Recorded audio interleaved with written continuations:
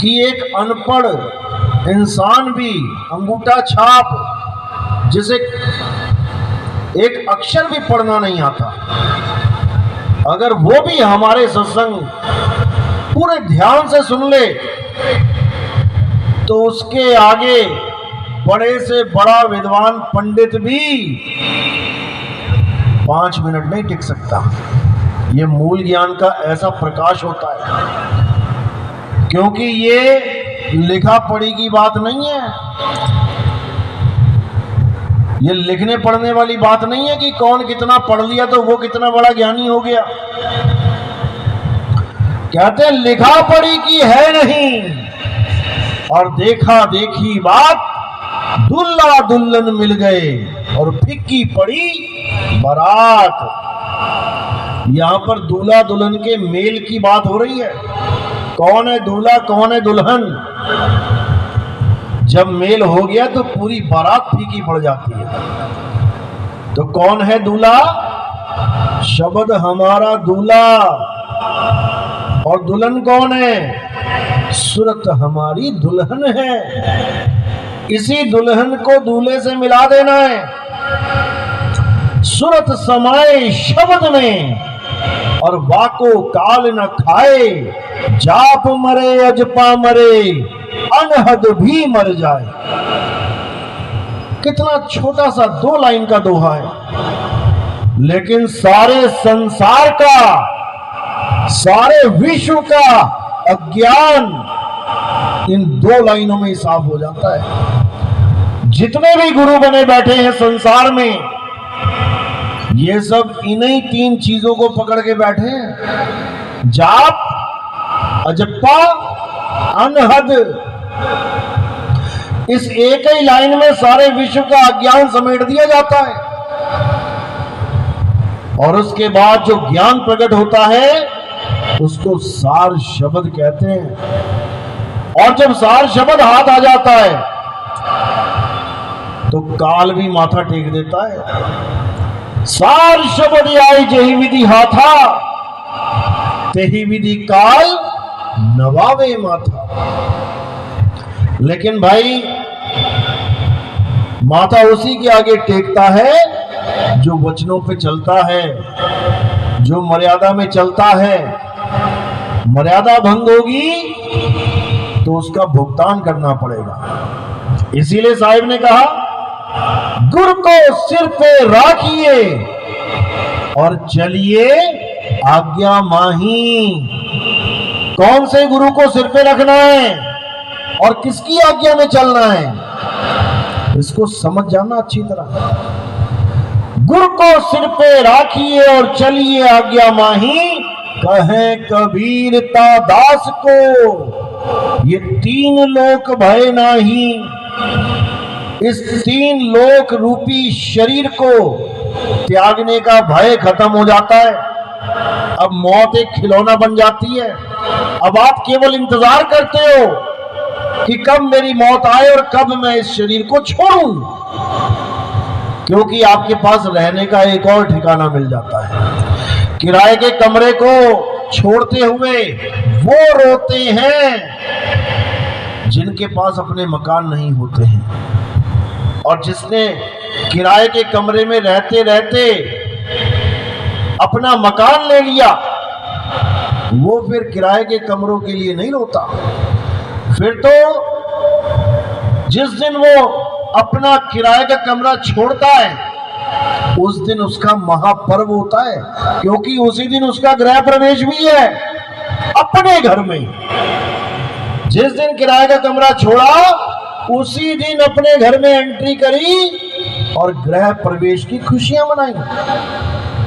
इसी प्रकार इस काया को छोड़ते हुए ऐसे दिव्य आनंद की अनुभूति होगी कि आप सोच भी नहीं सकते। इसी को साहिब ने बोला, जिस मरने से जग डरे मेरे मन आनंद, और मरने पर ही पाइए पूर्ण परमानंद। जब तुम्हें ऐसा गुरु मिल गया जिसने तुम्हें जीते जी तुम्हारा निज घर तुम्हारा असली धाम तुम्हें बता दिया। अब इन किराए के कमरों में धक्के खाने की जरूरत नहीं पड़ेगी। अब यहां से निकलोगे और सीधे अपने निज घर में जाओगे। तो साहिब कह रहे हैं, आए हो तुम कहां से और जाना तुम्हें कहां है, इतना बस विचार लो, हो गया भजन। मन की तरंग मार लो, हो गया भजन। क्या नाम जपने में लगे हो? नाम जपना पड़ेगा। क्यों जपना पड़ेगा? तुम्हारे कान हैं इसलिए नाम है। अगर तुम बहरे हो और तुम गुरु की चरण में गए, कौन सा नाम देगा वो? क्या जपोगे? अगर गुरु ही गूंगा है, कौन सा नाम देगा? क्या जपोगे? ये सब इंद्रिय ज्ञान है। मुंह के द्वारा बोलना, कानों से सुनना, आंखों से देखना, ये सब इंद्रिय ज्ञान है। और परमात्मा इंद्रियों से परे है, इंद्रियतीत है, शब्दातीत है, भावातीत है। लेकिन ये तब समझ में आता है जब पूरा गुरु तुम्हारे जीवन में आता है। तो मदन साहिब की वाणी कहती है, सोई गुरु पूरा कहावे, जो दो अक्षर का भेद बतावे। एक छुड़ावे, एक लखावे, तब प्राणी निज घर को जावे। निज घर, जहां पर एक बार जाने के बाद तुम्हें कभी वापस इस संसार में नहीं आना पड़ेगा। यह है वो निज घर। एक बार अपने मालिक के घर में प्रवेश कर लिया, अब दोबारा धक्के नहीं खाने पड़ेंगे।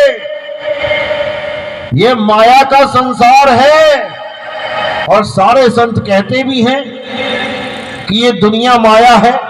अरे भाई, परमात्मा ने मायावी दुनिया क्यों बना दी? हमें फंसाने के लिए, हमें 84 में डालने के लिए? बिल्कुल नहीं।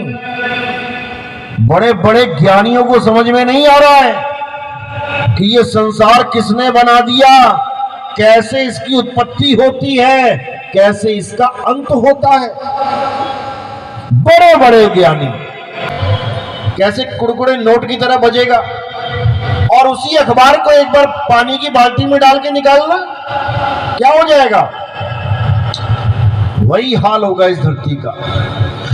ये धरती कागज की पुड़िया, बूंद पड़े घुल जाना है, रहना नहीं देश बेगाना है। ये हमारा देश नहीं है।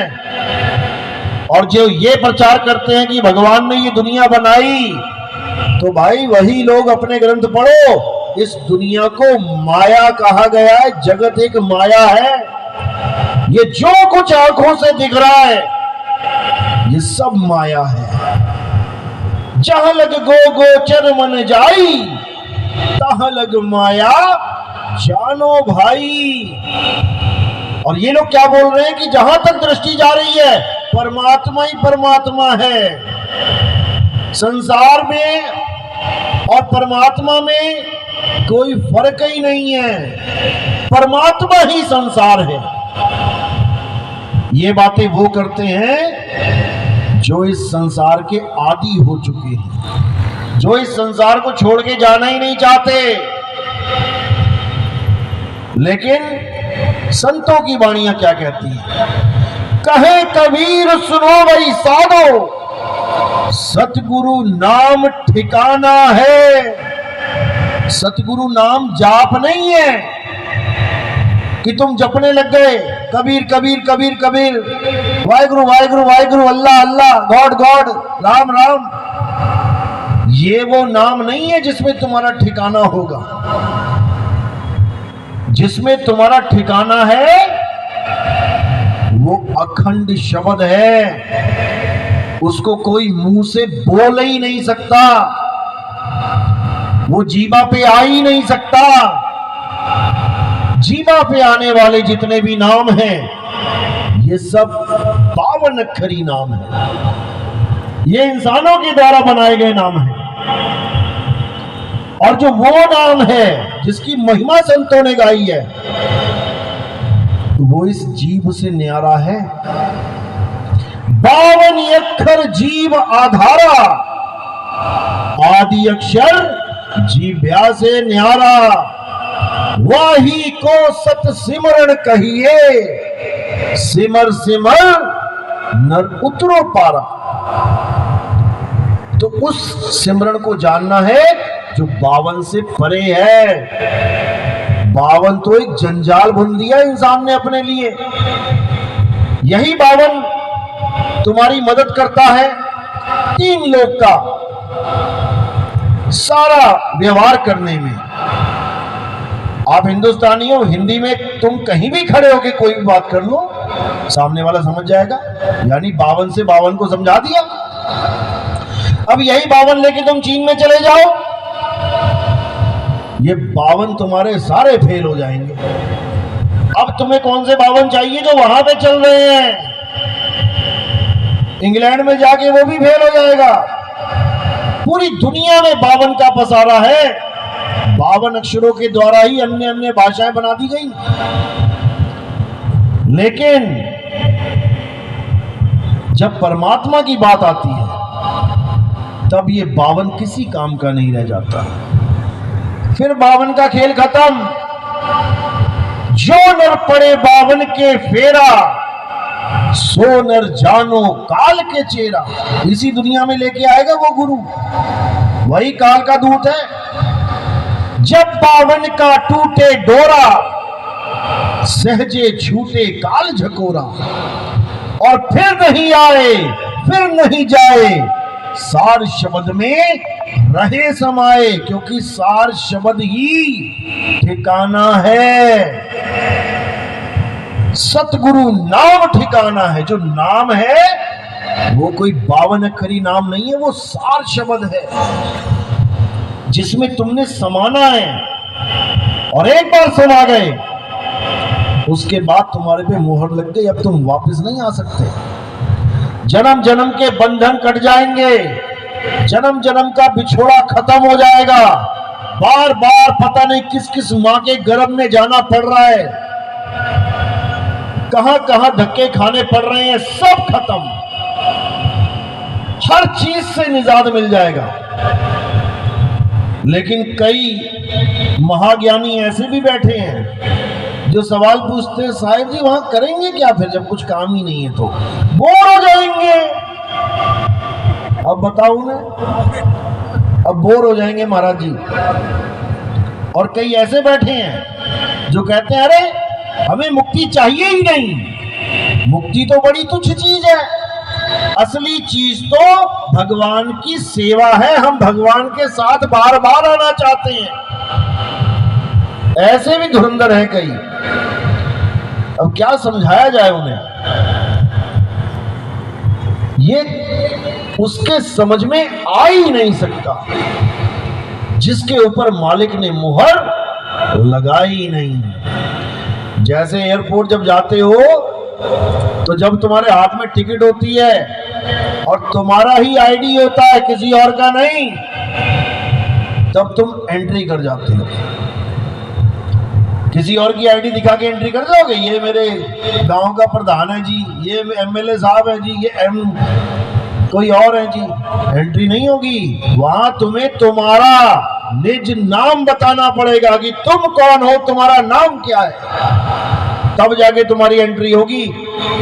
और टिकट दिखानी पड़ेगी, मोहर लगी है कि नहीं। बस इसी प्रकार इस संसार से जब तुम जाओगे तो तुम्हें 2 चीजें बतानी पड़ेंगी। मुसलमानों में तो 3 चीजें पूछी गई हैं कि कब्र में तुम्हारे 3 सवाल होंगे, लेकिन यहां पर 2 ही सवाल होंगे तुमसे। तुम्हारा गुरु कौन है और तुम्हारा नाम क्या है। इन 2 के अलावा और कुछ नहीं पूछा जाएगा। तुम्हारा गुरु कौन है, तुमने ज्ञान किससे लिया है, और तुम्हारा नाम क्या है। अब तुमने वहां 52 अक्षरी नाम बोल दिए तो इसका मतलब तुम्हारा गुरु भी अधूरा और चेला भी अधूरा। 52 अक्षर नहीं चलेगा, रिजेक्टेड माल है।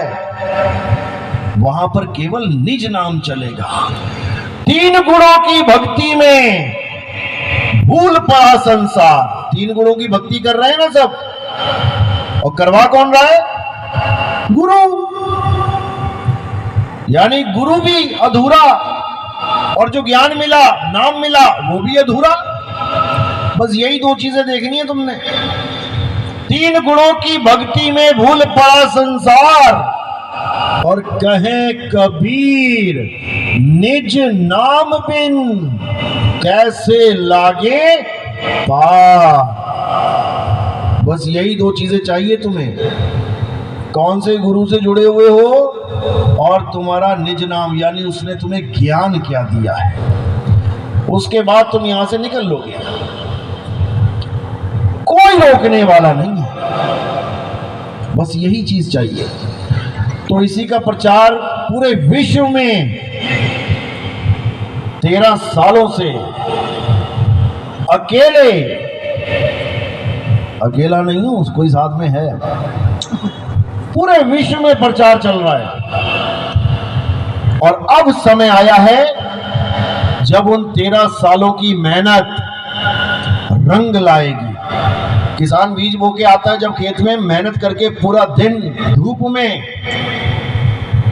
तो शाम को जाके क्या देखता है, तो वहां पे फसल उगाती है? नहीं उगती। अभी तो केवल बीज बोया है।